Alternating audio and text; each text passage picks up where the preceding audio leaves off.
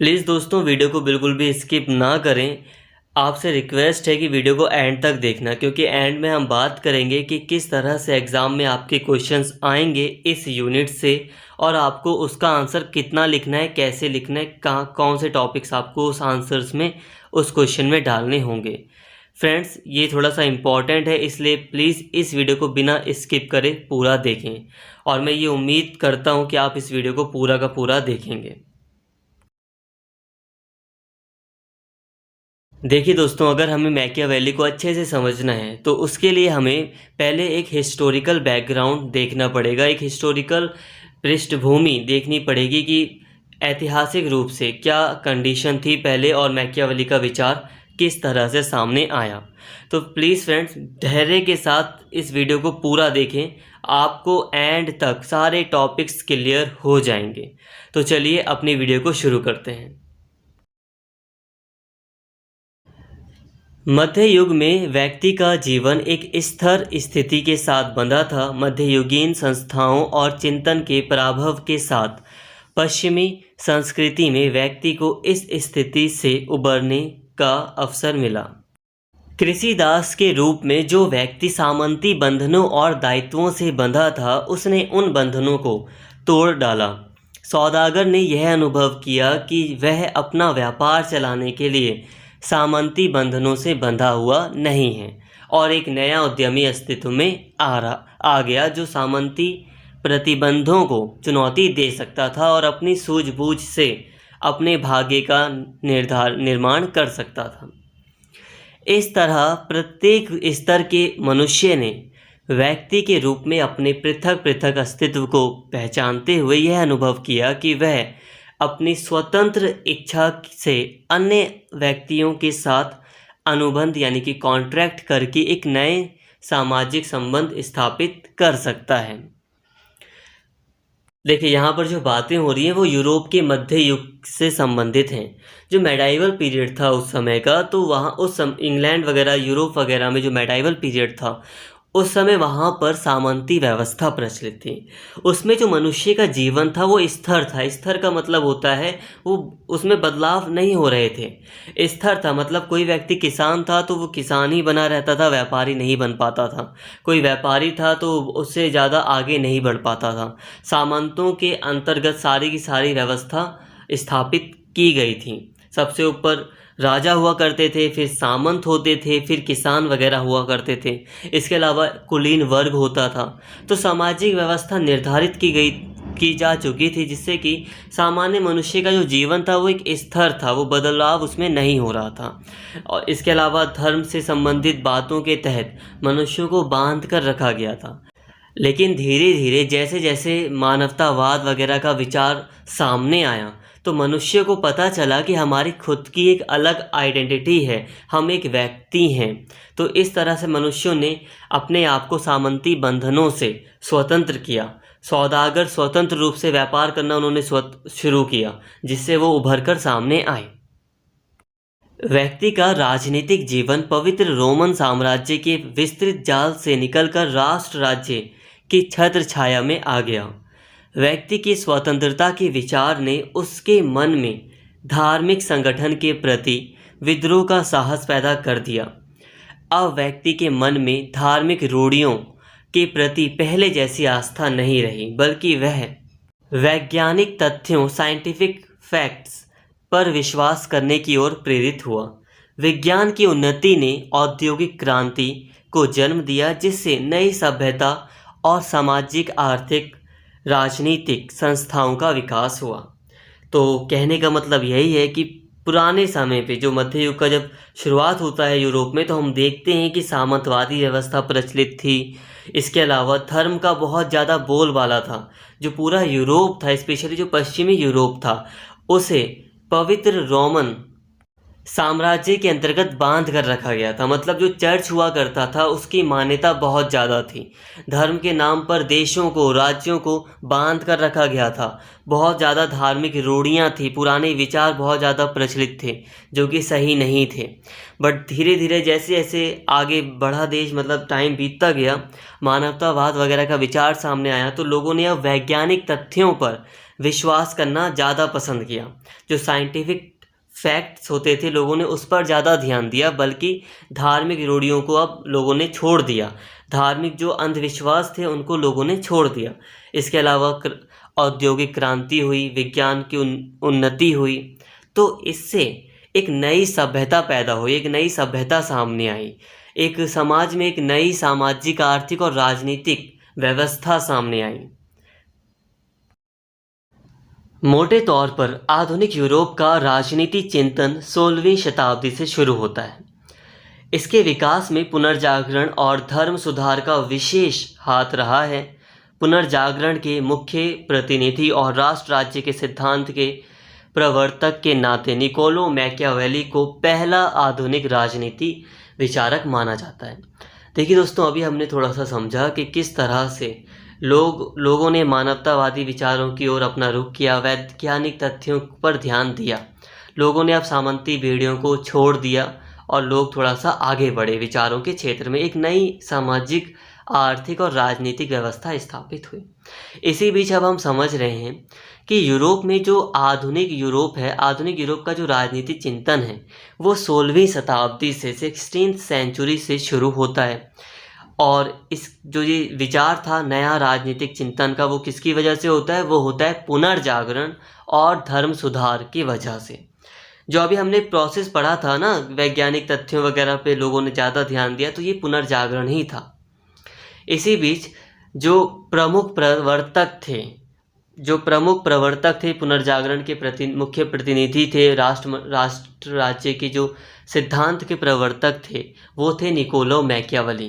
तो इस कारण से उन्हें पहला आधुनिक राजनीतिक विचारक माना जाता है। देखिए, 16वीं शताब्दी की शुरुआत में जो एक पुनर्जागरण से संबंधित एक नए विचारों वाला जो दार्शनिक सामने आया वो था निकोलो मैकियावेली। इसलिए उसे आधुनिक यूरोप का पहला राजनीति विचारक माना जाता है। आ गया होगा समझ में, क्योंकि 16वीं शताब्दी में आधुनिक राजनीति चिंतन शुरू हुआ और उसी बीच जो नए विचारों के साथ जो दार्शनिक सामने आया वो था निकोलो मैकियावेली। तो जो पहला दार्शनिक सामने आ गया उसी को पहला आधुनिक राजनीति विचारक कह दिया गया है। निकोलो मैकियावेली आधुनिक युग के आरंभिक दौर का प्रसिद्ध इतालवी विचारक था। वह इटली के प्रसिद्ध नगर फ्लोरेंस में उस युग में पैदा हुआ जब यूरोप में धार्मिक प्रभुत्व का मध्ययुगीन सिद्धांत दम तोड़ रहा था और अरस्तु का खोया हुआ दर्शन प्रकाश में आ चुका था। उसी के प्रभाव में यह अनुभव किया जा रहा था कि राजनीतिक समाज का अस्तित्व आत्मनिर्भर है और उसे कायम रखने के लिए चर्च या किसी अन्य संस्था के संरक्षण की कोई ज़रूरत नहीं है। देखिए दोस्तों, निकोलो मैकियावेली इटली का राजनीतिक विचारक था। इटली में उसका जन्म हुआ था। जिस नगर में उसका जन्म हुआ था उसका नाम था फ्लोरेंस। क्योंकि आपने पढ़ा होगा पहले कि इटली जो था वो अलग अलग नगरों में बट गया था एक बार, उसका बाद में फिर एकीकरण होता है। तो जब उसका एकीकरण नहीं हुआ था उससे पहले फ्लोरेंस नगर में निकोलो मैकियावेली का जन्म हुआ था और उसी समय पुनर्जागरण जो था वो अपने जो बहुत अच्छे मुकाम पर था। उसी दौरान जिस समय उसका जन्म हुआ था तो उसी समय पुनर्जागरण का विचार भी फैल रहा था, पुनर्जागरण का आंदोलन भी हो रहा था। अभी हम इसको समझेंगे। और ऐसा विचार फैल गया था कि देश को चलाने के लिए किसी चर्च की ज़रूरत नहीं है, चर्च का कोई इम्पॉर्टेंट रोल नहीं है, धर्म का कोई रोल नहीं है। इधर कला और विविध विद्याओं के चिरसम्मत प्रतिरूपों में फिर से जो अभिरुचि पैदा हुई वह पुनर्जागरण के रूप में व्यक्त हुई। तो बता दिया आपको कि एक नई कला, नए साहित्य का प्रचार हो रहा था, विकास हो रहा था, जो कि पुनर्जागरण के रूप में सामने आ रहा था। इस प्रवृत्ति का उदय होने पर धार्मिक क्षेत्र में पुराने बहुदेववादी सिद्धांत के प्रति आकर्षण पैदा हो गया था और तत्कालीन विचारकों का ध्यान अलौकिक और आध्यात्मिक समस्याओं से हटकर सांसारिक एवं मानवीय समस्याओं की ओर खींच रहा था। अब वे स्वर्ग और नरक के अदृश्य मार्गों पर भटकने को तैयार नहीं थे, बल्कि अपने कदम धरती की ओर मोड़ रहे थे। इंग्लैंड, फ्रांस, स्पेन और जर्मनी में सुदृढ़ एवं धर्मनिरपेक्ष राष्ट्र राज्यों का आविर्भाव हो चुका था, लेकिन मैकियावेली की जन्मभूमि इटली की स्थिति चिंताजनक थी। अब देखिए दोस्तों, यहाँ पर एक बात बहुत ज़्यादा इम्पॉर्टेंट है कि जब ये पुनर्जागरण चल रहा था, जब निकोला मैकियावेली का जन्म हुआ था और पुनर्जागरण चल रहा था, तो उस समय जो दार्शनिक वगैरह थे, जो विचारक थे, अब उन्होंने अपना ध्यान मानवीय समस्याओं की ओर, जो संसार में जो समस्याएं हैं उनकी ओर आकर्षित किया। समाज में या मानव के जीवन में जो समस्याएं हैं उसकी ओर ध्यान देना शुरू किया। पहले क्या होता था? पहले होता ये था कि पहले अलौकिक, जो भगवान से, ईश्वर से संबंधित या आध्यात्मिक समस्याएं थी, उस पर ध्यान दिया जाता था, मतलब धर्म पर ध्यान दिया जाता था। बट अब जब पुनर्जागरण चल रहा था तो उस दौरान मानव की समस्याएं क्या हैं, असली में मानव को कौन कौन सी समस्याएं फेस करनी पड़ती हैं, इसकी ओर ध्यान देना शुरू हुआ। जैसे पहले क्या था यूरोप में कि जो चर्च वगैरह हुआ करते थे वो लोगों को कहते थे कि अगर आप आज के टाइम पर ये सारे अच्छे अच्छे काम करेंगे तो आपको स्वर्ग मिलेगा, स्वर्ग में आपको अच्छी अच्छी चीज़ें मिलेंगी। अगर आप आज चर्च में दान देंगे, बहुत ज़्यादा दान देंगे, तो आपके सारे जो पाप वगैरह हैं वो धुल जाएंगे, पाप आपके ख़त्म हो जाएंगे और आपको स्वर्ग मिलेगा। आपका जब दूसरा जन्म होगा तो आप राजा बनेंगे, महाराजा बनेंगे। ऐसे सपने दिखाए जाते थे। मतलब अलौकिक ऐसी शक्ति की बात की जाती थी जो कि आपको दिखाई ही नहीं देती। ऐसी बातें की जाती थी जो ईश्वर से या धर्म से संबंधित है, बट लोगों को असली लाइफ में वो दिखाई नहीं देती हैं। तो अब इन बातों से हटकर आधुनिक विचारकों ने मानवीय समस्याओं की ओर अपना ध्यान खींचा और या अब लोग स्वर्ग और नरक के अदृश्य मार्गों पर चलने और भटकने को तैयार नहीं थे। अब उन्हें धरती पर अपने कदम मोड़ना था। मतलब अब जो वास्तविक, जो असली में जो समस्याएं हैं उसकी ओर ध्यान देना था, उसकी ओर ध्यान देना शुरू किया गया। अब यहाँ पर एक बात सामने आ रही है धर्मनिरपेक्ष की। देखिए, यहाँ पर जब हम धर्मनिरपेक्ष की बात करते हैं तो दो तरह के धर्मनिरपेक्ष हैं। एक यूरोप का धर्मनिरपेक्ष सेकुलरवाद जो भी है, और एक भारत का। जब हम भारत की बात करते हैं धर्मनिरपेक्ष अलग हो जाता है, बट क्योंकि हम यूरोप के ही कॉन्टेक्स्ट में बात कर रहे हैं तो धर्मनिरपेक्ष का मतलब यूरोप के कॉन्टेक्स्ट में ये होता है कि धर्म और राज्य दोनों एक दूसरे से अलग हैं। मतलब सरकार धर्म के बारे में बिल्कुल नहीं सोचेगी और धर्म सरकार के बारे में बिल्कुल नहीं सोचेगा। धर्म सरकार के मामलों में हस्तक्षेप नहीं करेगा और सरकार धर्म के मामलों में बिल्कुल हस्तक्षेप नहीं करेगी और धर्म को अलग रखेगी, बिल्कुल दूर रखेगी। बट भारत में ऐसा नहीं होता। भारत में कहते हैं कि सभी धर्म को एक बराबर देखेगी सरकार, मतलब सरकार धर्म के बीच में हाथ डाल रही है। बट यूरोप की हम बात कर रहे हैं तो बिल्कुल यूरोप पर ध्यान दीजिए। धर्म को बिल्कुल अलग कर दिया जाता है यूरोप में और सरकार को बिल्कुल अलग, बीच में एक दीवार खड़ी कर दी जाती है। तो यहाँ पे बताया जा रहा है कि इंग्लैंड, फ्रांस और जर्मनी में धर्मनिरपेक्ष राज्य की बहुत अच्छी सी स्थापना हो चुकी थी, बट इटली की स्थिति बहुत ज़्यादा चिंताजनक थी। तो आई होप यहाँ तक आपको समझ में आया होगा। अभी दोस्तों हो सकता है कुछ चीज़ें आपको अभी अनकम्प्लीट लग रही होंगी, मतलब कंप्लीट नहीं लग रही होंगी। वो कंप्लीट तभी होगी जब आप पूरा वीडियो देख लेंगे। तो डाउट बिल्कुल भी नहीं हुए हैं, बिल्कुल आप बस पूरी वीडियो देखिए। सारे पॉइंट्स को आप बाद में एक साथ एक दूसरे से जोड़ लेंगे। तो यहाँ तक अभी हमने हल्का सा बैकग्राउंड ही देखा है, हल्का सा पृष्ठभूमि देखी है। अभी हम और भी बात करेंगे। तो अब हम थोड़ा सा और डिटेल में जाते हैं। तो ऐतिहासिक संदर्भ में मैकियावेली को पुनर्जागरण की संतान कहा जाता है। पुनर्जागरण यूरोप का एक सांस्कृतिक आंदोलन था जो 14वीं शताब्दी से इटली में शुरू हुआ और बाद में फ्रांस, स्पेन और जर्मनी और उत्तरी यूरोप तक फैल गया। दोस्तों यहाँ पर ध्यान दीजिए, यहाँ पर कहा जा रहा है कि पुनर्जागरण की संतान। मैकियावेली को पुनर्जागरण की संतान कहने का मतलब ये है कि पुनर्जागरण के फलस्वरूप ही मैकियावेली ने अपने विचारों को प्रस्तुत किया, मतलब मैकियावेली सामने आया। अगर पुनर्जागरण नहीं होता तो मैकियावेली का भी कोई अहम रोल नहीं होता, मैकियावेली की भी कोई भूमिका नहीं होती। तो पुनर्जागरण पहले आया है, मैकियावेली बाद में आया है। और यहाँ पे बात की जा रही है पुनर्जागरण। तो पुनर्जागरण एक आंदोलन था, एक सांस्कृतिक आंदोलन था जो कि यूरोप वगैरह में फैला था। मैकियावेली की जन्मभूमि फ्लोरेंस में यह आंदोलन विशेष रूप से प्रभावशाली था। ये जो आंदोलन था वो इटली में ही शुरू हुआ था और फ्लोरेंस में काफ़ी प्रभावशाली था ये आंदोलन। इसके कारण कला और साहित्य के क्षेत्र में चर्च के एक अधिकार का अंत हो गया और इनमें धार्मिक उपदेशों की जगह मानवीय संवेदनाओं को प्रमुखता दी जाने लगी। इससे राजनीति में मानवतावाद को बढ़ावा मिला। देखिए दोस्तों, पुनर्जागरण के फलस्वरूप कला और साहित्य का विकास हुआ। पहले क्या था कि कला और साहित्य के माध्यम से धार्मिक रूढ़ियों को फैलाया जाता था, जो अंधविश्वास थे उनको फैलाया जाता था। बट अब जब कला और साहित्य का पुनर्जागरण के तहत विकास हुआ तो अब नए विचारों को साहित्य के माध्यम से फैलाया जाने लगा। साहित्य और कला के माध्यम से मानवतावादी विचारों को फैलाया गया। मानवतावाद का मतलब है कि अब इंसान की अहमियत समझी जाने लगी, व्यक्ति को प्रमुखता दी जाने लगी। माना जाने लगा कि व्यक्ति की अपनी एक रिस्पेक्ट होती है, व्यक्ति की अपनी एक गरिमा होती है। मतलब किसी व्यक्ति को आप दास नहीं बना सकते, किसी व्यक्ति की आप बलि नहीं चढ़ा सकते। इसके अलावा व्यक्ति की जो अपनी समस्याएं हैं, सुख हैं, दुख हैं, इसके ऊपर ध्यान दिया जाने लगा। तो इस तरह मानवतावाद का विचार फैल रहा था।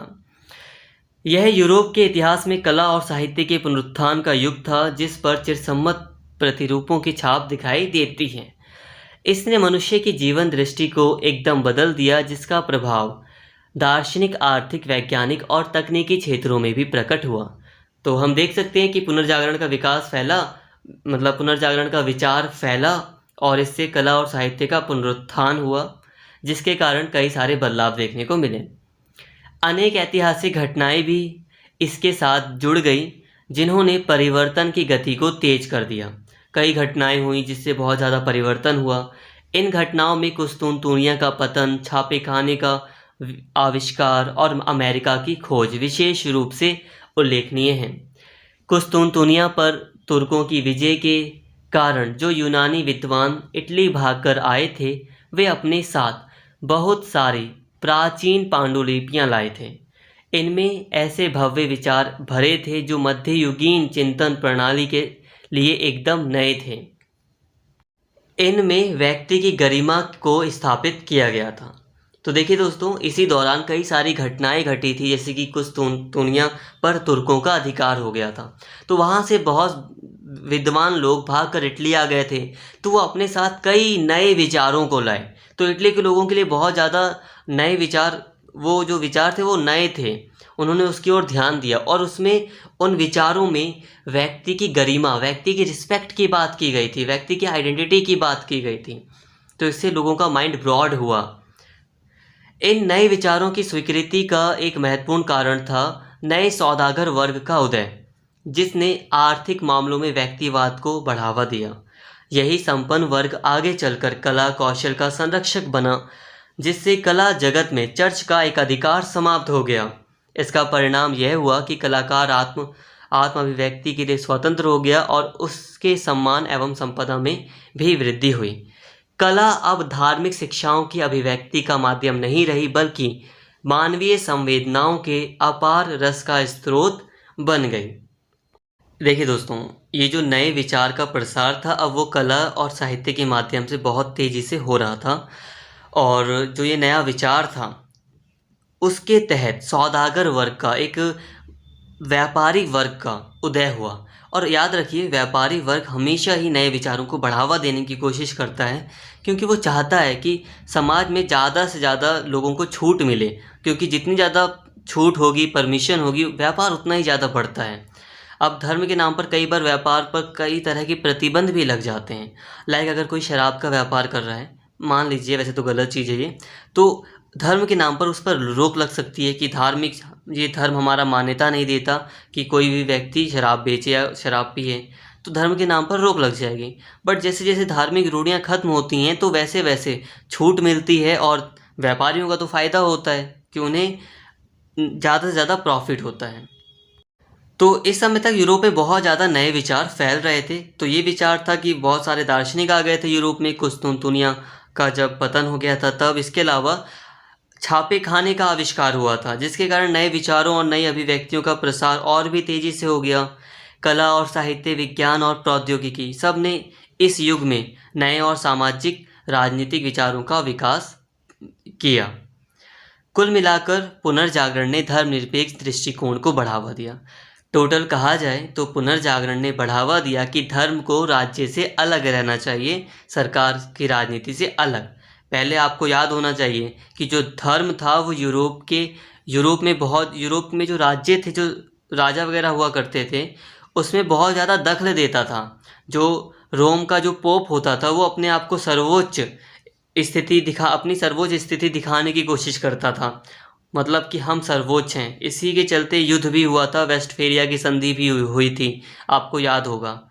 हालांकि उससे थोड़ा उसी के आसपास की बात है कि धर्म को राजनीति से अलग रखना चाहिए। पुनर्जागरण ने ये विचार फैलाया। अब शुरू होता है मैकियावेली का रोल। ये भी है एक हिस्टोरिकल बैकग्राउंड के अंदर ही है, बट अब शुरू हो रहा है मैकियावेली का रोल। इस नए वातावरण में मैकियावेली ने अपने समय की प्रवृत्तियों को पहचानकर एक युग दृष्टता होने का प्रमाण दिया। अपने युग की प्रवृत्तियों को व्यवस्थित राजनीतिक विचारों के रूप में ढालकर उसने राजनीतिक चिंतन के इतिहास में नए युग की नींव रखी। अब देखिए दोस्तों, मैकियावेली ने इसी वातावरण को पहचाना। जिस समय मैकियावेली था उस समय पुनर्जागरण वगैरह चल रहा था। अब मैकियावेली ने इस पूरे माहौल को देखा, पूरे यूरोप के माहौल को समझा और अपनी परिस्थिति को, अपने युग की प्रवृत्तियों को समझकर उसने राजनीति को एक नया मोड़ दिया और कई सारे सिद्धांत प्रस्तुत किए। उसने राजनीति को तत्व मीमांसा और धर्म मीमांसा के प्रतिमानों से मुक्त करके ऐतिहासिक एवं यथार्थवादी आधार प्रदान किया। देखिए दोस्तों, जो राजनीति हुआ करती थी पहले, मैकियावेली से पहले की जो राजनीति थी ना, उसमें तत्व मीमांसा और धर्म मीमांसा यानी कि मेटाफिजिक्स और थियोलॉजी को शामिल किया गया था। अब ये क्या है, तत्व मीमांसा क्या है, धर्म मीमांसा क्या है? देखिए, इसका मतलब है कि पहले के ग्रंथों में धर्म से जुड़ी या ईश्वर से जुड़ी बातों को शामिल किया जाता था। जैसे कि ऐसे विचारों को शामिल किया जाता था कि ये सृष्टि का नियम है, सृष्टि के अकॉर्डिंग ऐसा होता है, या फिर धार्मिक चीज़ों को धार्मिक आधार पर निष्कर्ष निकाले जाते थे, धर्म को मान्यता दी जाती थी पहले के ग्रंथों में। और इस तरह से राजनीति को धर्म और सृष्टि वगैरह के साथ जोड़कर राजनीति का अध्ययन किया जाता था और राजनीति के विचारों को प्रस्तुत किया जाता था। बट मैकियावेली ने राजनीति को तत्व मीमांसा और धर्म मीमांसा से मुक्त कर दिया और ऐतिहासिक तथ्यों का सहारा लिया और वास्तव में जीवन में मनुष्य के जो घटता है, जो राज्य के साथ होता है, उसके आधार पर निष्कर्ष निकाला। तो फ्रेंड्स, यहाँ पर हमारा पूरा का पूरा हिस्टोरिकल बैकग्राउंड ख़त्म होता है। हिस्टोरिकल बैकग्राउंड बहुत बड़ा हो गया, बट प्लीज़ घबराइए मत यार, कोई ना कोई तो वजह होगी ना, इसीलिए मैं पढ़ा रहा हूँ आपको ये। अब फेस टू फेस मिलते तो आई थिंक मैं आपको समझा भी पाता, बट अब मेरी मजबूरी है, आपकी भी मजबूरी है, तो प्लीज़ थोड़ा सा विश्वास करके पढ़ते रहिए। ये मत सोचिए कि मैं आपको कुछ फालतू चीज़ें पढ़ा रहा हूँ, ऐसा बिल्कुल भी मत सोचिए। आई होप मेरी फीलिंग्स को, मेरी बातों को आप समझ रहे होंगे दोस्तों। तो अभी हमने हिस्टोरिकल बैकग्राउंड समझ लिया।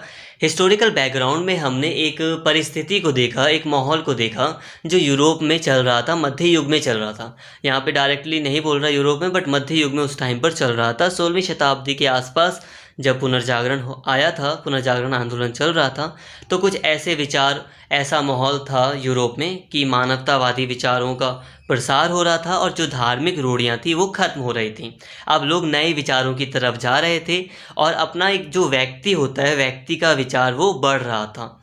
जैसे आज के टाइम पर हम कहते हैं ना कि एक व्यक्ति को हथकड़ी लगाना सही नहीं है, मानवतावाद के विरुद्ध है, क्योंकि बेचारा एक इंसान है। वो एक इंसान को आप कैसे बांध सकते हो, उसके हाथ को आप कैसे बांध सकते हो? तो ये मानवतावादी विचार उस समय शुरू हुआ, पुनर्जागरण में शुरू हुआ और धीरे धीरे आगे बढ़ा, और आज के टाइम पर तो बहुत मानवतावादी विचार फैल चुका है।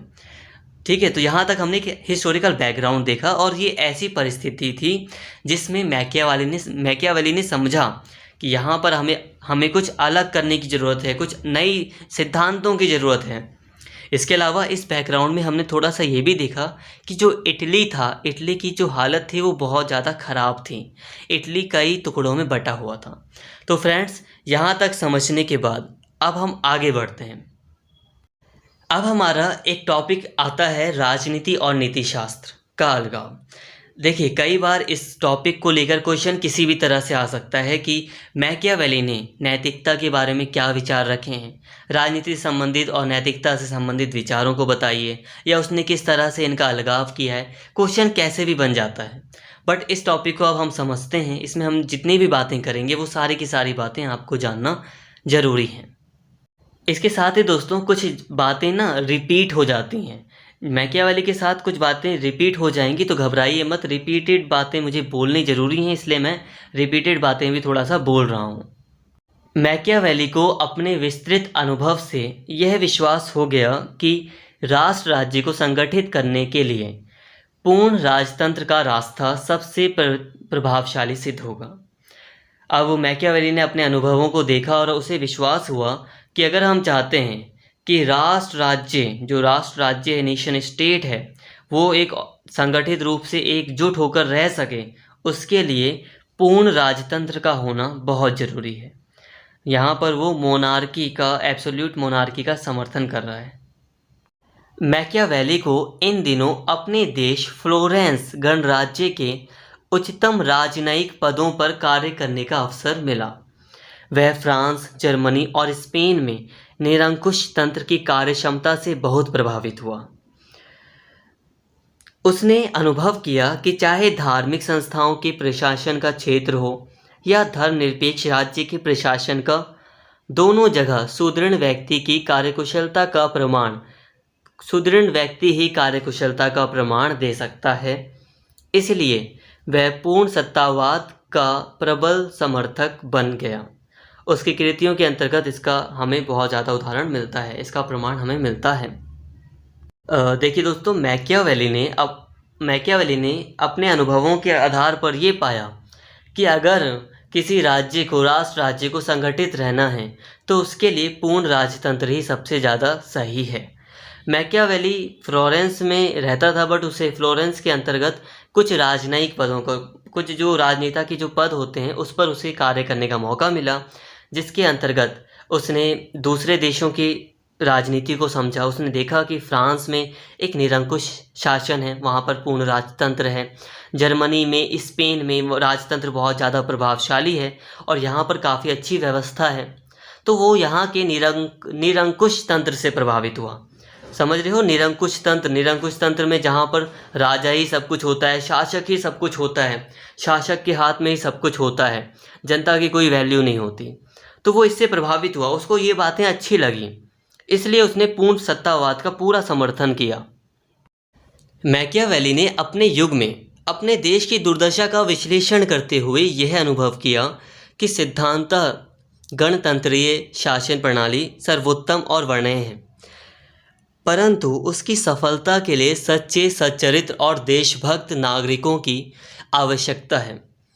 इधर यथार्थ मनुष्य भ्रष्ट, अर्थलोलुप और स्वार्थान्ध थे, जिन्हें वश में करने के लिए निरंकुश और स्वेच्छाचारी शासक ही उपयुक्त होगा। थोड़ा सा वर्ड हार्ड हो रहा है यार, बट कोई नहीं, मैं समझाता हूँ। अतः व्यवहार के स्तर पर पूर्ण सत्तावाद ही सर्वोत्तम था।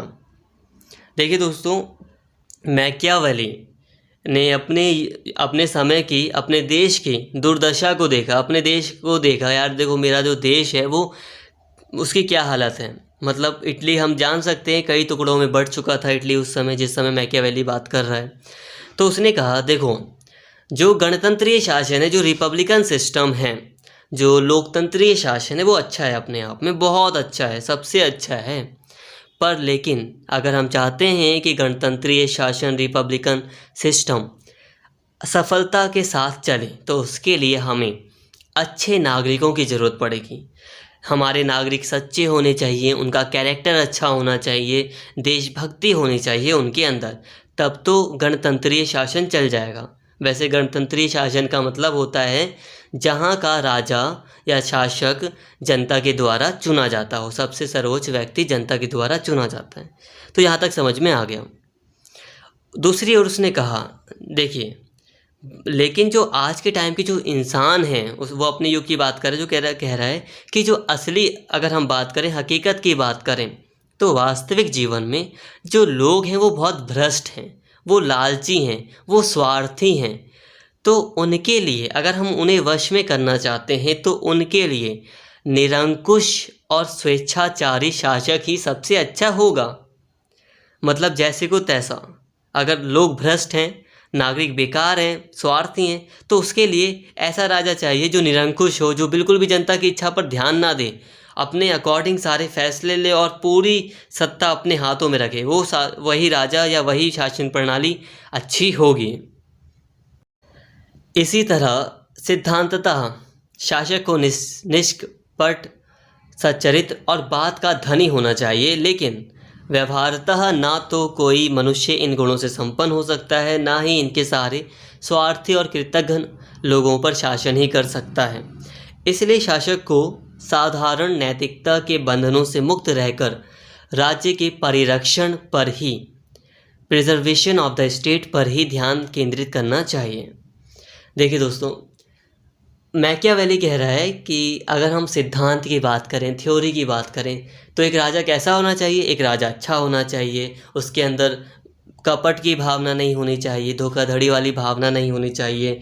उसका कैरेक्टर अच्छा होना चाहिए, स्वार्थी नहीं होना चाहिए, अपनी बात का पक्का होना चाहिए। ये सिद्धांत कह रहा है।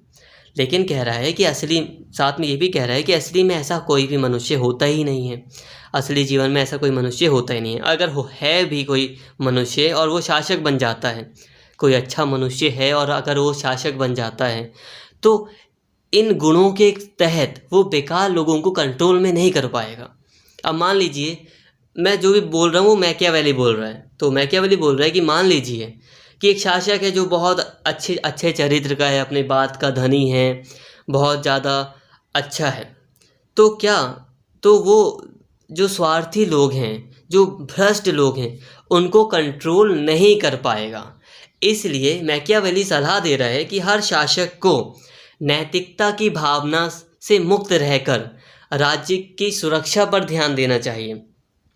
जो नैतिकता की भावना है, नैतिकता की भावना होती है कि हमें एक अच्छा चरित्र रखना चाहिए, हमें किसी के साथ भेदभाव नहीं करना चाहिए, मनुष्य की गरिमा पर ध्यान देना चाहिए।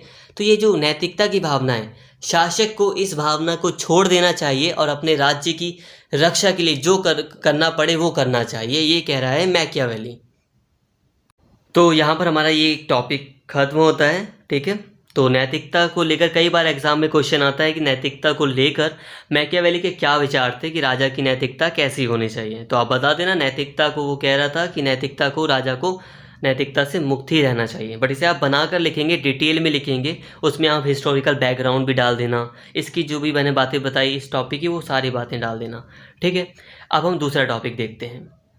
अब दूसरा टॉपिक देखते समय थोड़ी देर के लिए पिछले टॉपिक्स की बातों को थोड़ी देर के लिए आप भूल जाएं। अब इस टॉपिक को एक नए सिरे से आप थोड़ा सा समझें। मैकियावेली का राज्य शिल्प, मैकियावेलीज स्टेट क्राफ्ट मतलब शासन की कला। शासन की कला के बारे में मैकियावेली ने क्या कहा है, इस पर बहुत बार क्वेश्चन आता है। तो ये टॉपिक वही है कि शासन की कला के बारे में मैकियावेली ने क्या बताया है। ध्यान से सुनिए। मैकियावेली ने राजनीति को शक्ति और नियंत्रण का विषय मानते हुए इसे शक्ति के उपार्जन, परिरक्षण और प्रसार की कला के रूप में स्थापित किया है। अब देखिए दोस्तों, मैकियावेली ने राजनीति को एक ऐसी शक्ति और नियंत्रण का विषय माना है जिसके तहत शक्ति अर्जित की जाती है, देश का या राज्य का संरक्षण किया जाता है, राज्य की रक्षा की जाती है और शक्ति वगैरह को बढ़ाया जाता है। प्रिंस यानी कि नियुक्ति एक बुक है जो कि मैकियावेली ने लिखी है ये बुक। तो इस बुक के अंतर्गत उसने लिखा है, शासन का कार्य प्रजा को इस ढंग से नियंत्रित करना है कि कोई तुम्हें हानि ना पहुंचाए और ऐसा कोई कारण भी ना हो जिससे वह तुम्हें हानि पहुंचाना चाहे।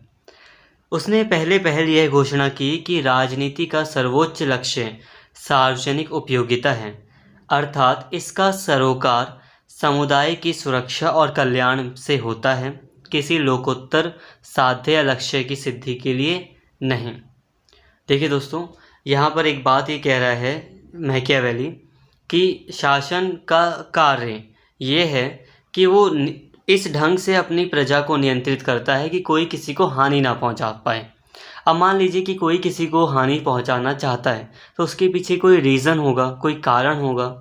तो जो वो कारण है, तो ऐसा कारण भी नहीं होना चाहिए जिसकी वजह से कोई व्यक्ति किसी व्यक्ति को नुकसान पहुँचाना चाहे। तो यहाँ पर बोल रहा है कि शासन का कार्य प्रजा को इस तरह से नियंत्रित करना है कि कोई भी एक दूसरे को हानि ना पहुँचाए और ऐसा कोई कारण भी ना हो, यानी कि कोई व्यक्ति किसी के साथ गलत भी ना करे। इसके साथ ही यहाँ पर मैकियावेली कह रहा है कि राजनीति का जो संबंध है वो समुदाय की सुरक्षा और भलाई से है, यानी कि समाज की सुरक्षा और कल्याण से है, किसी लोकोत्तर मतलब किसी ईश्वर या धर्म से संबंधित लक्ष्य की प्राप्ति के लिए नहीं। डिस्कोर्सेस ऑन लेवी, ये उसकी बुक का नाम है, लेवी पर वार्ताएं, के अंतर्गत मैकियावेली ने गणतंत्रीय प्रणाली को उत्तम शासन का प्रतीक मानते हुए राजनीति के आदर्श पक्ष को उभारा है। लेकिन यह प्रणाली वहीं चल सकती है जहां लोगों का चरित्र बहुत ऊंचा हो। दूसरी ओर प्रिंस के अंतर्गत मैकियावेली ने भ्रष्ट एवं धूर्त लोगों के नियंत्रण के लिए पूर्ण सत्तावाद को उपयुक्त ठहराते हुए राजनीति के यथार्थ पक्ष को उभारा है। इस तरह प्रिंस के अंतर्गत मैकियावेली ने शासन की आवश्यक शर्तों का विवरण दिया है, परंतु वे उत्तम शासन के लिए पर्याप्त नहीं हैं। मैकियावेली ने तर्क दिया है कि विधि का शासन विवेकशील प्राणियों के लिए स्वाभाविक है, लेकिन इसे स्थापित करने के लिए शक्ति की ज़रूरत होती है। तो देखिए दोस्तों, यहाँ पर दो बुकें सामने आ रही हैं। एक डिस्कोर्सेस ऑन लेवी, जिसमें उसने मैकियावेली ने गणतंत्रीय शासन प्रणाली को उत्तम ठहराया है, बट हाँ, उसमें कहा गया है कि वो शासन प्रणाली तभी अच्छी से चलेगी जब लोगों का चरित्र बहुत अच्छा हो। इसके अलावा दूसरी बुक लिखी है प्रिंस, जिस बुक का नाम है प्रिंस। तो इस प्रिंस वाली बुक में उसने लिखा है कि भ्रष्ट और धूर्त लोगों को, जो बेकार लोग हैं, उनको कंट्रोल में करने के लिए, उनके साथ देश में एक शांति व्यवस्था स्थापित करने के लिए पूर्ण सत्तावाद ही सबसे अच्छी चीज़ है, जिसके लिए राज्य को, यानी कि जिसके लिए राजा को शक्ति की आवश्यकता होगी। अगर राजा चाहता है कि पूरी कानून व्यवस्था स्थापित कर सके तो उसके लिए शक्ति की ज़रूरत पड़ेगी, पावर की। फिर शक्ति का सार्थक प्रयोग करने के लिए कुछ अस्वाभाविक तरीके अपनाना भी ज़रूरी हो जाता है। इसके अलावा शासन को कायम रखने के लिए भी शक्ति प्रयोग ज़रूरी है। देखिए दोस्तों, अब वो कह रहा है कि पूर्ण सत्तावाद तो ठीक है कि भ्रष्ट और धूर्त लोगों को कंट्रोल करने के लिए पूर्ण सत्तावाद होना चाहिए, बट साथ में वो कह रहा है कि इसके लिए कानून व्यवस्था को लागू करने के लिए शक्ति की जो ज़रूरत पड़ती है, और शक्ति को भी लागू करने के लिए अगर शक्ति का पूरी तरह प्रयोग किया जा सके, अगर राजा या जो शासक है वो चाहता है कि हम अपनी पावर का पूरा यूज़ करें, तो उसे कई सारे अस्वाभाविक तरीके को अपनाना पड़ेगा। अस्वाभाविक तरीके का मतलब है कि कानून के दायरे से बाहर हटकर भी शासक को अगर ज़रूरत पड़ती है तो उसे अपनी पावर का नाजायज़ फ़ायदा भी उठाना चाहिए, अगर शांति व्यवस्था स्थापित करनी है तो। मतलब यही है कि शासक के लिए ज़रूरी नहीं है कि वो नैतिक बंधनों से बंधा रहे। संक्षेप में, मैकियावेली ने राजनीतिक प्रणालियों के विश्लेषण में दो तरह से महत्वपूर्ण योगदान दिया। पहला, उसने अलग अलग लोगों के चरित्र को ध्यान में रखते हुए उनके लिए उपयुक्त शासन प्रणाली का सुझाव दिया, और दूसरा, उसने राजतंत्र के प्रबंध को एक जटिल विषय मानते हुए इसकी समस्याओं का विस्तृत विचार किया। देखिए, यहाँ पर दो बातों पर उसने ध्यान दिया है, एक चरित्र पर लोगों के और राजतंत्र की समस्याओं पर। इन दो बातों पर मैकियावेली ने विशेष रूप से ध्यान दिया है। दोस्तों, ये जो टॉपिक चल रहा है वो चल रहा है शासन की कला का। तो जितनी भी बातें हो रही हैं वो सारी बातें आप नोट डाउन करिए, ये सारी बातें इंपॉर्टेंट हैं। मैकियावेली के अनुसार राजनीति का उद्देश्य एक सुदृढ़ शासन व्यवस्था स्थापित करना है। यदि शासन चलाने के लिए नैतिक तौर तरीकों से काम चल सकता हो तो उन्हें अवश्य अपनाना चाहिए, लेकिन जब लोगों में सद्गुण का नितांत हो, मतलब बहुत ज़्यादा कमी हो, तब निवृत्ति को, यानी कि राजा को सद्गुण का परिचय देना चाहिए, अर्थात उसे साहस, बुद्धिमत्ता, दूरदर्शिता, आत्मसंयम, गौरव और सम्मान की अभिलाषा से प्रेरित होकर सामान्य हित को अपने हित के रूप में पहचानना चाहिए।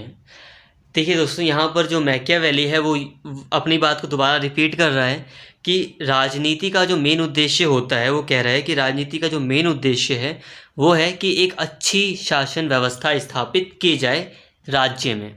ये राजनीति का मेन उद्देश्य है।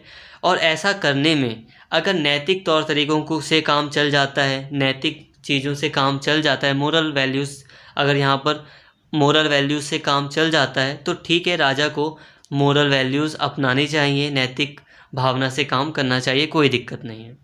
बट अगर लोगों में, जो जनता है उसमें सद्गुण का अभाव है, लोगों का चरित्र बहुत बेकार है, लोग भ्रष्ट वगैरह हैं, तो जो राजा है, जो शासक है, उसे अपने सद्गुण का परिचय देना चाहिए। मतलब उसे अपनी दिमाग से सोच समझ के, भविष्य को देखते हुए, नैतिकता को छोड़ते हुए उसे अच्छे से फैसला लेना चाहिए और देश को संभालने के लिए जो करना पड़े वो करना चाहिए।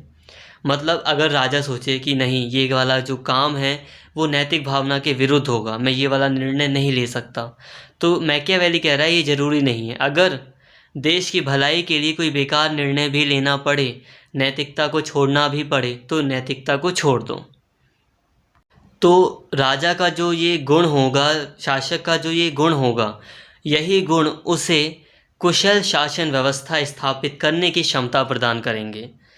परंतु जहाँ राष्ट्र की एकता और अखंडता खतरे में हो, वहाँ उसे सारे नैतिक आदर्शों को परे रखकर राष्ट्र के हित की रक्षा करनी चाहिए। ठीक है, तो नैतिक आदर्शों को परे रखकर राष्ट्र के हित की रक्षा करनी चाहिए। धूर्त या भ्रष्ट लोगों पर शासन करते समय केवल सद्गुण के प्रयोग से काम नहीं चलता। ऐसी हालत में शासक को व्यवहार कुशलता पर ज़्यादा ध्यान देना चाहिए। इसके लिए नैतिकता का आडंबर ही पर्याप्त है।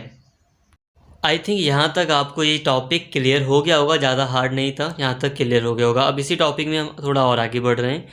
मैकियावेली के अनुसार समाज वन्य पशु के तुल्य है। जो समाज है वो जो वाइल्ड लाइफ होती है, वाइल्ड एनिमल्स होते हैं, उनके बराबर है, ये कह रहा है मैकियावेली, जिसे बांध कर रखना पड़ता है।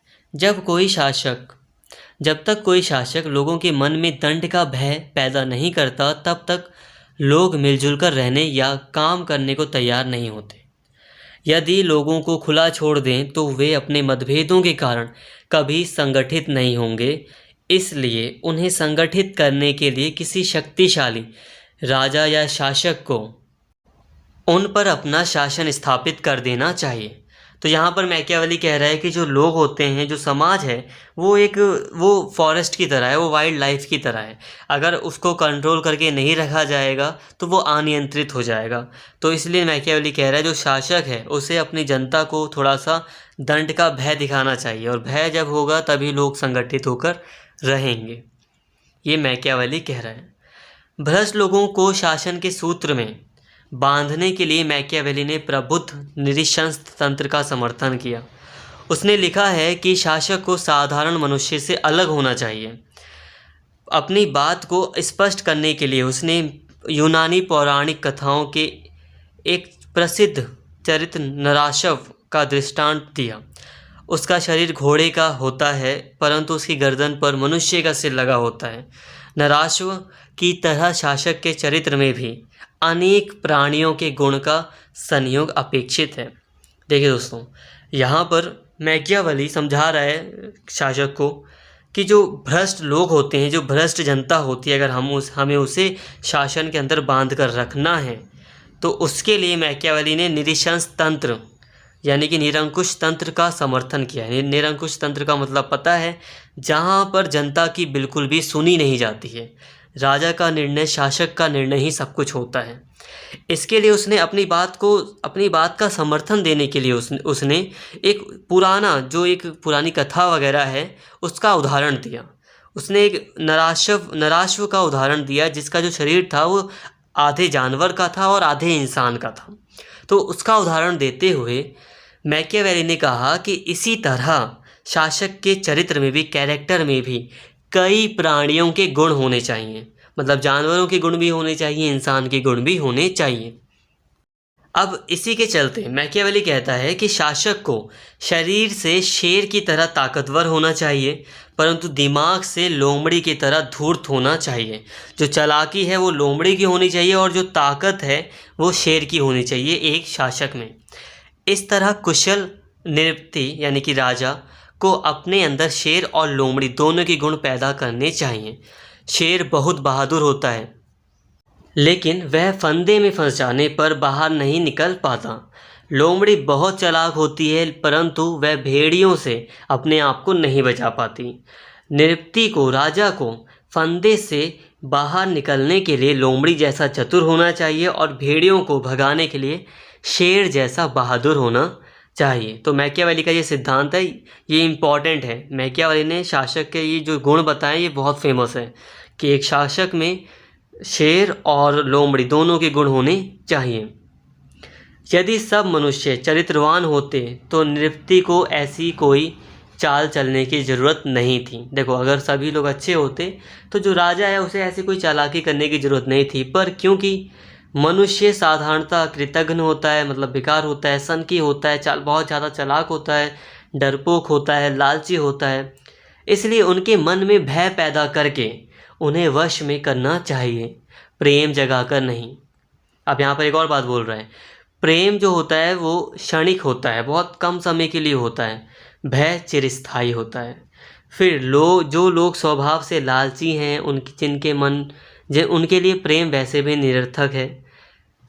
मैकियावेली के शब्दों में, लोग अपने पिता की मृत्यु को जितनी जल्दी भूल जाते हैं, पैतृक संपत्ति की हानि को उतनी जल्दी नहीं भुला पाते हैं। तो दोस्तों, यहाँ पर मैकियावेली यही समझा रहा है कि एक राजा को अगर चालाकी करनी पड़े तो उसे चालाकी भी दिखानी चाहिए, क्योंकि जो लोग हैं वो बेकार हैं, जनता बेकार है, उसे आप भय दिखाकर ही कंट्रोल में कर सकते हो, प्यार से आप उसे कंट्रोल में नहीं कर सकते। ऐसे लोगों के साथ व्यवहार करते समय नृपति को केवल सच्चरित्रता का ढोंग करना चाहिए। समय आने पर उसे अपना वचन तोड़ने का कोई अच्छा सा बहाना ढूंढ लेना चाहिए। लोमड़ी के खेल में जो खिलाड़ी सबकी आंखों में धूल झोंक सकता है वही मैदान मार लेता है। मतलब कि शासक को ना एक अच्छे कैरेक्टर दिखाने का ढोंग करना चाहिए, जनता को दिखाना चाहिए कि मैं बहुत अच्छा हूँ, मेरा कैरेक्टर बहुत अच्छा है, बट हाँ, जब ज़रूरत पड़े तो उसे अपने नियमों को तोड़ भी देना चाहिए। मैकियावेली ने सुझाव दिया है कि नए राज्य के नियंत्रण के लिए नृपति को अत्यंत क्रूर होना चाहिए। उसे जो अत्याचार करना हो एक ही बार में कर डालना चाहिए, ताकि उसे रोज़ रोज़ अत्याचारी बनने की ज़रूरत ना पड़े। तो यहाँ पर बहुत ज़्यादा ही मैकियावेली क्रूरता की बात कर रहा है। मैकियावेली के चिंतन का यह अर्थ लगाया जाता है कि राज्य की स्थापना के लिए बल की ज़रूरत होती है, परंतु उसे कायम रखने के लिए छल की ज़रूरत होती है। ठीक है, राज्य की स्थापना के लिए बल यानी कि फोर्स चाहिए, और उसे हमेशा कायम रखने के लिए छल की ज़रूरत होती है। उसका विचार था कि राज्य का परिरक्षण एक उच्च लक्ष्य है। यदि उच्च लक्ष्य की सिद्धि के लिए अनैतिक साधन अपनाए जाते हैं तो लोग इसके अच्छे परिणाम देकर उन अनैतिक साधनों के प्रयोग को क्षमा कर देंगे।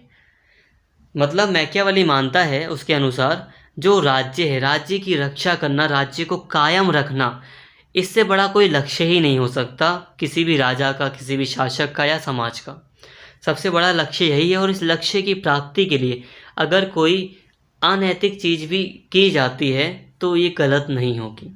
तो दोस्तों, यहाँ पर हमारा जो ये टॉपिक था स्टेट क्राफ्ट्स का, ये ख़त्म होता है। शासन की जो कला थी उसमें ये पूरा का पूरा टॉपिक आता है। अगर हम इस टॉपिक को समझें तो 2 मिनट लगेंगे समझने में कि इसमें साफ साफ मैकियावेली बोल रहा है कि राजा को अगर अनैतिक चीज़ों का साधन का प्रयोग करना पड़े तो उसे करना चाहिए, और उसे कुल मिलाकर अपने राज्य की क्या करना है, राज्य की स्थापना करनी है, उसे कायम रखना है, एकजुट रखना है। ये इसका मेन कोर पॉइंट है।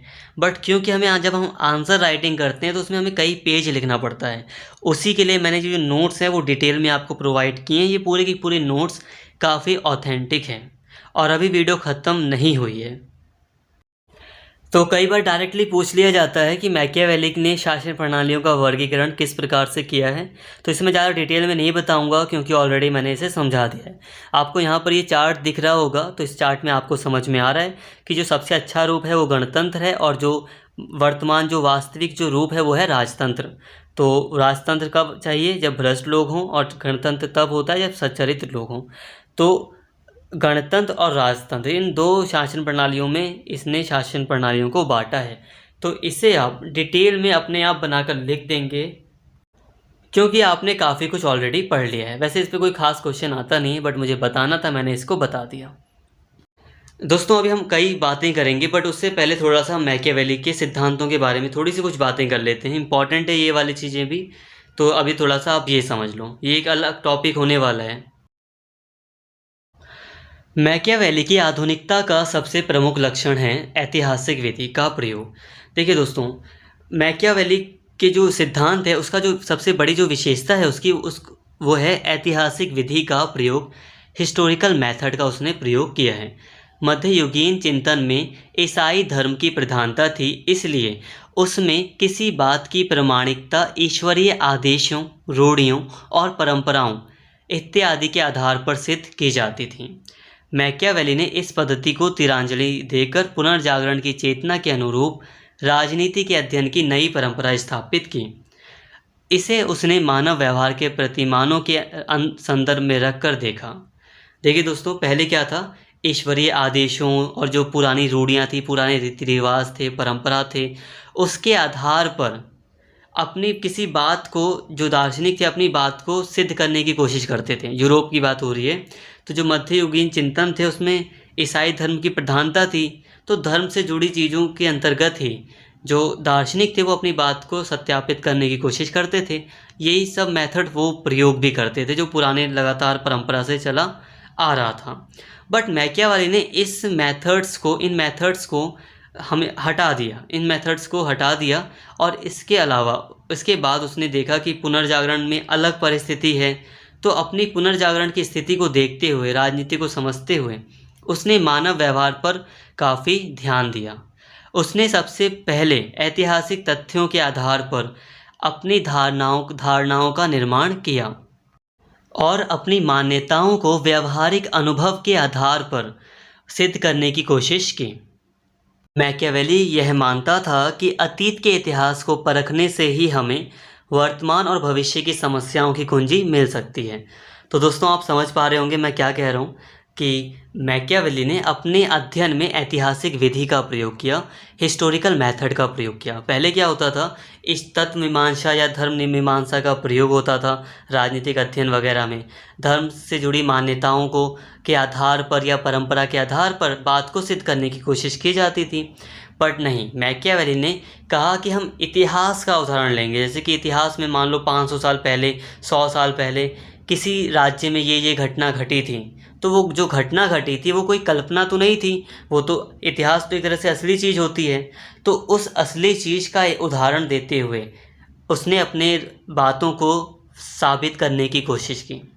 इसमें उसने अपने अनुभवों का भी प्रयोग किया कि असली लाइफ में उसके साथ जो घटनाएं घट रही थी, जो वो देख रहा था, या इतिहास में जो घटनाएं घटी थी असली में वास्तविक जीवन में, उन घटनाओं का एग्जाम्पल देकर या उन घटनाओं के सहारे वो अपनी बात को प्रमाणित साबित करने की कोशिश कर रहा था।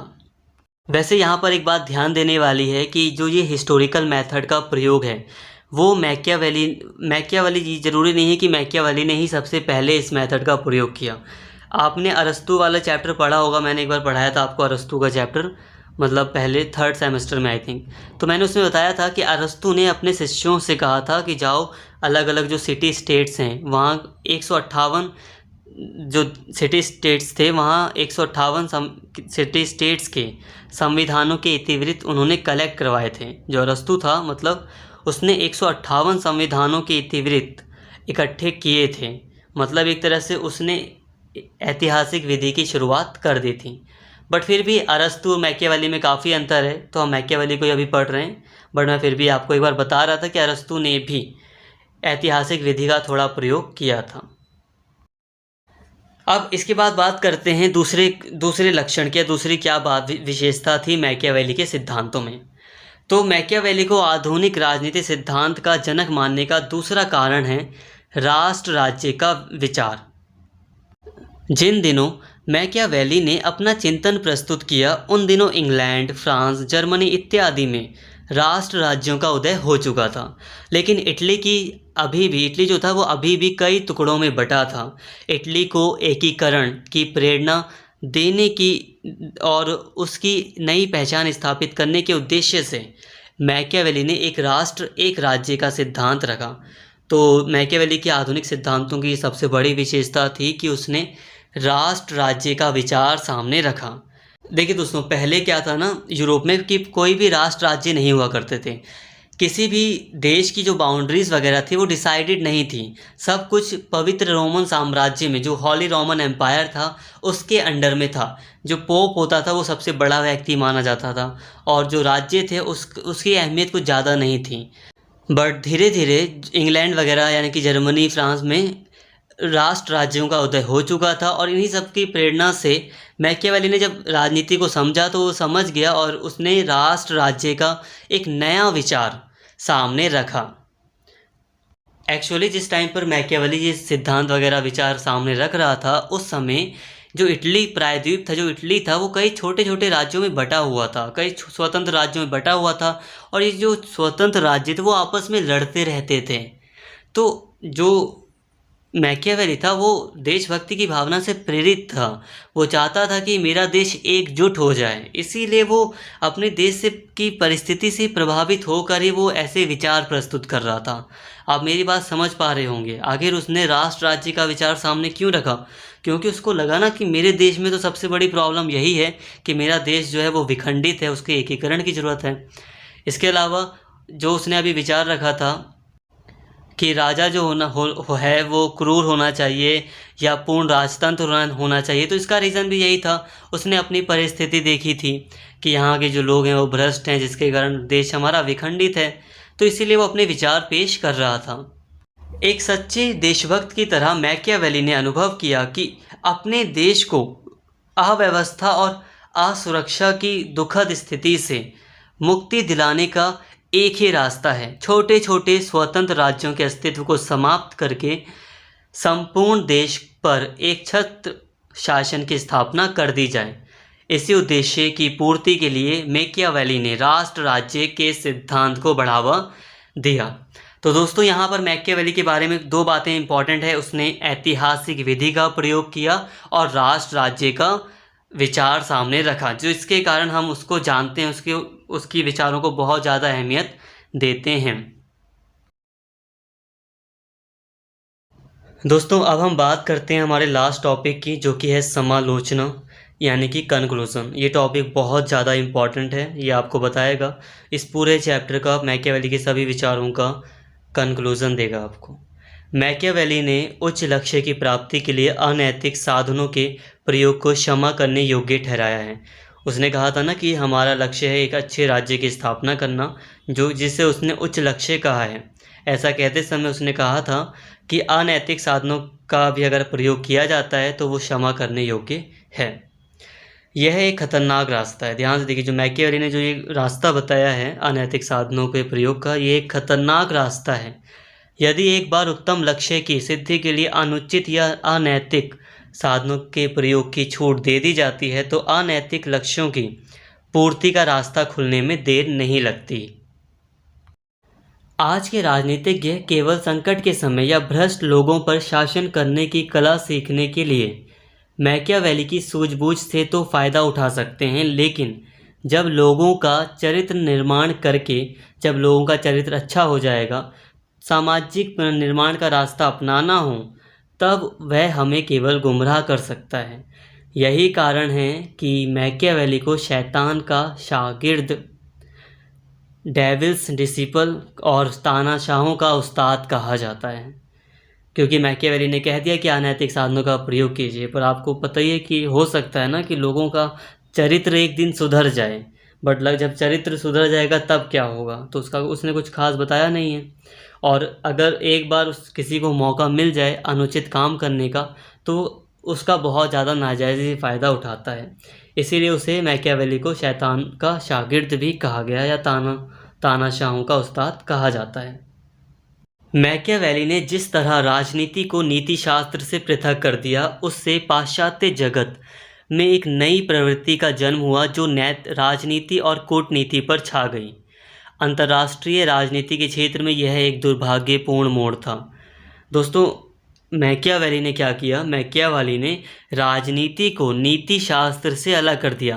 पहले क्या था कि राजनीति में नीति शास्त्र को जोड़ा जाता था, नैतिकता की भावना को, मोरल वैल्यूज़ को जोड़ा जाता था, बट मैकियावेली ने उसे अलग कर दिया, जिससे हुआ ये कि अंतर्राष्ट्रीय राजनीति में एक नया मोड़ आया। 20वीं शताब्दी में इसका विस्फोटक प्रभाव 2 महायुद्धों के रूप में प्रकट हुआ। हिटलर और मुसोलिनी ने मैकियावेली के ग्रंथों से प्रेरणा लेकर अपनी राजनीतिक महत्वाकांक्षाओं की पूर्ति के लिए मानव जाति का निरंतरतम जनसंहार किया। दोस्तों, आप मतलब जो हिटलर था और जो मुसोलिनी था, ये बहुत बड़े तानाशाह के एग्जाम्पल हैं। तो ये जो तानाशाह थे वो मैकियावेली के ग्रंथों से प्रभावित थे, क्योंकि मैकियावेली ने तो कहा ही है कि देश की रक्षा के लिए, राज्य की स्थापना के लिए अगर अनैतिक साधनों का भी प्रयोग किया जाए तो कुछ गलत नहीं होगा। तो उससे प्रेरणा लेकर इन तानाशाहों ने बड़े लेवल पर मानव जाति का जनसंहार किया, और इसी के परिणाम स्वरूप 2 महायुद्ध भी हुए, 2 विश्व युद्ध हुए। इसके अलावा ऐतिहासिक विधि का प्रयोग करते समय मैकियावेली वैज्ञानिक पद्धति का सही से निर्वाह नहीं कर पाया। अब ऐतिहासिक मेथड्स का उसने यूज़ किया था अपने सिद्धांतों में, अपने विचारों में, पर फिर भी उसने ऐसा करते समय साइंटिफिक मेथड का सही से प्रयोग नहीं कर पाया मैकियावेली। इसके साथ ही मैकियावेली को आधुनिक राजनीति सिद्धांत का जनक मानने में दूसरी आपत्ति ये है कि उसने प्रभुसत्ता की अवधारणा प्रस्तुत नहीं की। उसने राष्ट्र राज्य का विचार तो रखा, परंतु राज्य में सर्वोच्च कानूनी शक्ति की आवश्यकता की ओर उसका ध्यान नहीं गया।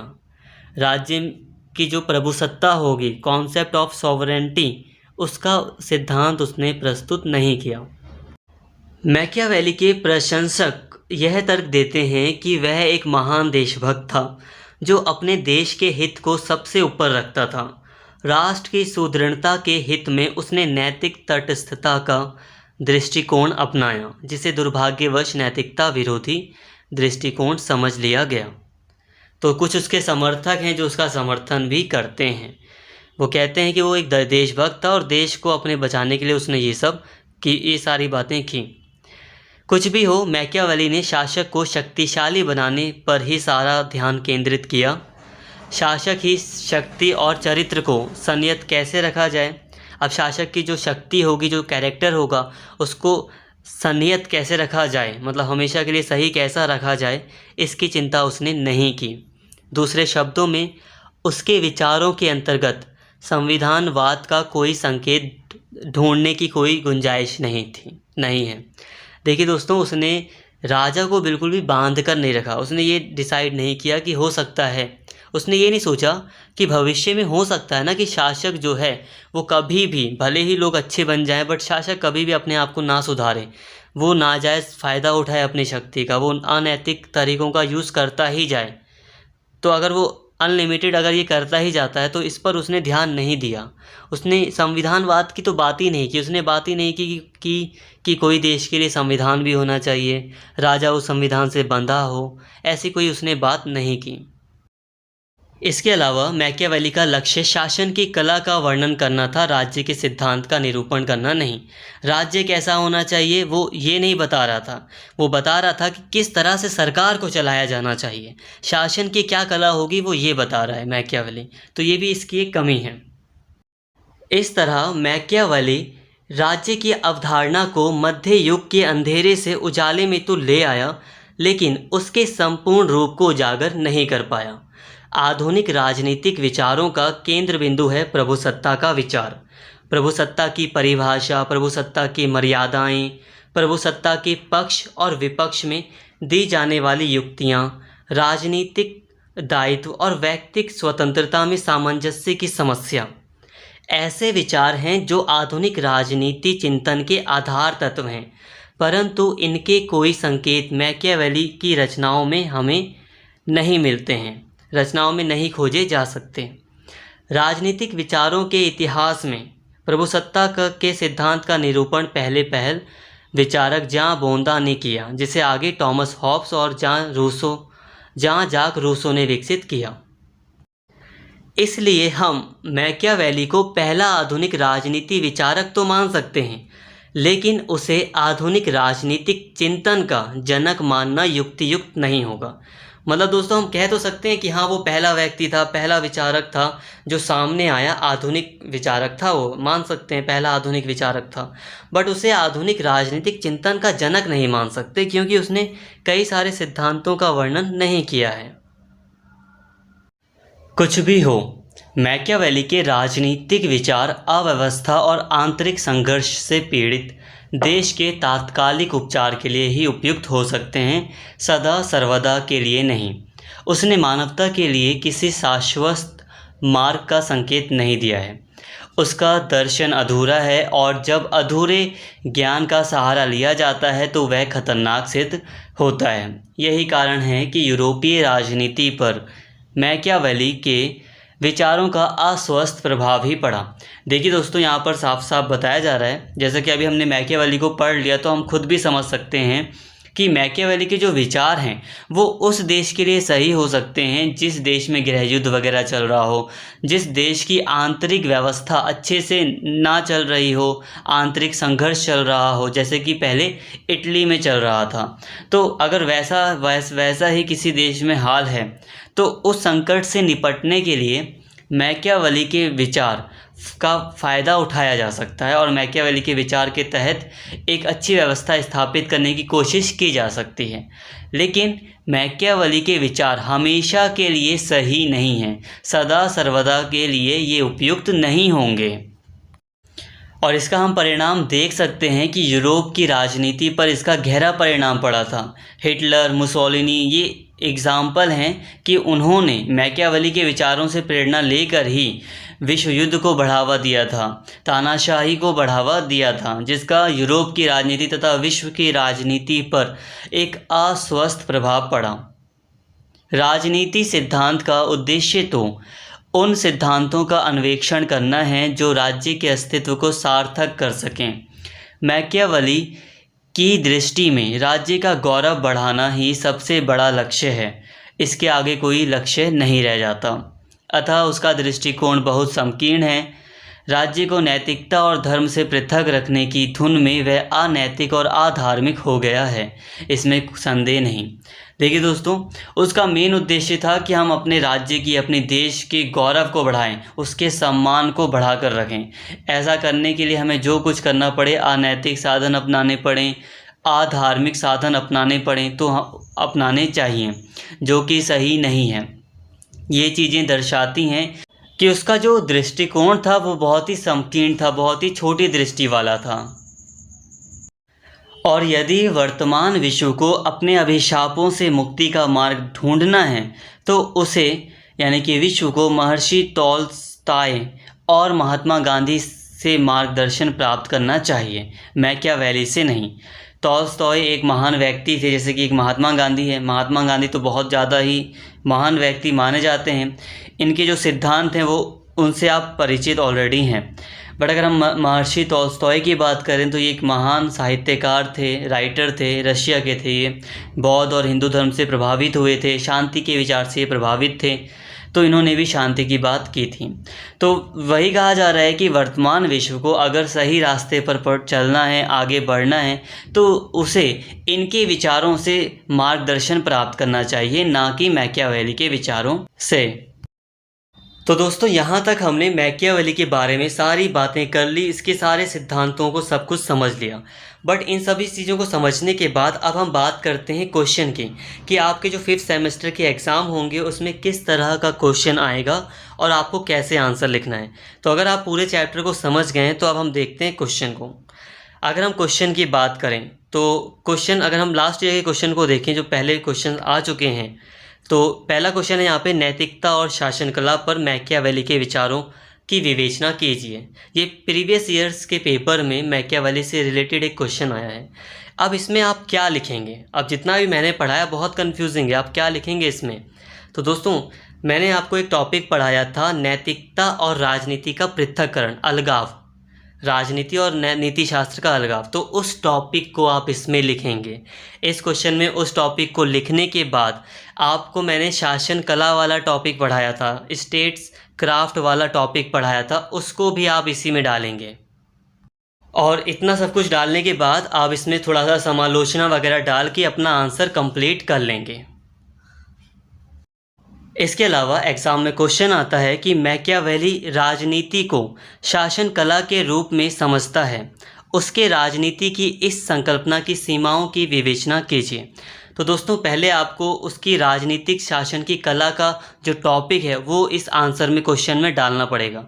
मैंने शासन कला से रिलेटेड जो टॉपिक पढ़ाया है उस पूरे टॉपिक को आप इस क्वेश्चन में डालेंगे। उसके बाद उसकी क्या सीमाएं थी उसको मैंने समालोचना वगैरह में बताया, तो उन सीमाओं को जो समालोचना यानी कि कंक्लूज़न में बताई गई हैं उसको आप इसमें डाल सकते हो। इसके अलावा क्वेश्चन ये भी बनता है कि मैकियावेली शास्त्रीय और आधुनिक राजनीतिक दर्शन के मध्य सेतु है। अब मूल्यांकन कीजिए। अब इसमें आप क्या लिखेंगे? अब देखिए यहाँ पे ये बोला जा रहा है क्वेश्चन में कि जो मैकियावेली है वो पहला आधुनिक विचारक है, ये क्वेश्चन बोल रहे हैं। तो दोस्तों आपको स्टार्टिंग में जो भी इंट्रोडक्शन वगैरह जो हिस्टोरिकल बैकग्राउंड बताया था आप वो सारी बातें डालेंगे। इसके अलावा हम उसे आधुनिक यानी कि उसे हम पहला राजनीतिक विचारक, आधुनिक राजनीतिक विचारक क्यों मानते हैं, इसके कुछ कारण हैं। इसका पहला कारण है कि वो ऐतिहासिक विधि उसने प्रयोग की थी, राष्ट्र राज्य का विचार उसने प्रस्तुत किया था। तो ये सारी बातें आप इस क्वेश्चन में लिखेंगे।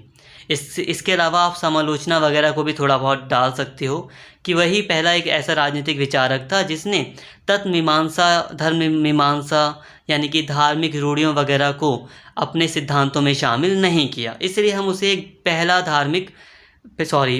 राजनीतिक विचारक मान सकते हैं, आधुनिक राजनीतिक विचारक। तो दोस्तों मैकियावेली से किसी भी तरह का अगर आप क्वेश्चन आता है तो आई थिंक आप उसको करके आ जाओगे। बट हाँ, इसके लिए आपको ये पूरा का पूरा जो चैप्टर है वो अच्छे से समझना पड़ेगा और इसको हो सके तो आप पूरा का पूरा नोट डाउन कर लीजिए। जितने भी नोट्स इसमें प्रोवाइड किए हैं सबको नोट डाउन कर लो, समझ लो। सारी बातें समझने के बाद आप अपनी आंसर राइटिंग अच्छे से करके आ जाएंगे। तो फ्रेंड्स फ़िलहाल आज की इस वीडियो में इतना ही। कोई भी कन्फ्यूज़न हो तो प्लीज़ कमेंट करके ज़रूर बताएँ। I will try to make a video on that comment. कोशिश रहेगी कि उस आपकी समस्या पर वीडियो बना दी जाए। तो फ्रेंड्स फ़िलहाल आज की इस वीडियो में इतना ही। और अगर आपको वीडियो अच्छी लगी हो तो प्लीज़ चैनल को सब्सक्राइब कर लें और इस वीडियो को ज़्यादा से ज़्यादा शेयर करें और लाइक करें। Thank you.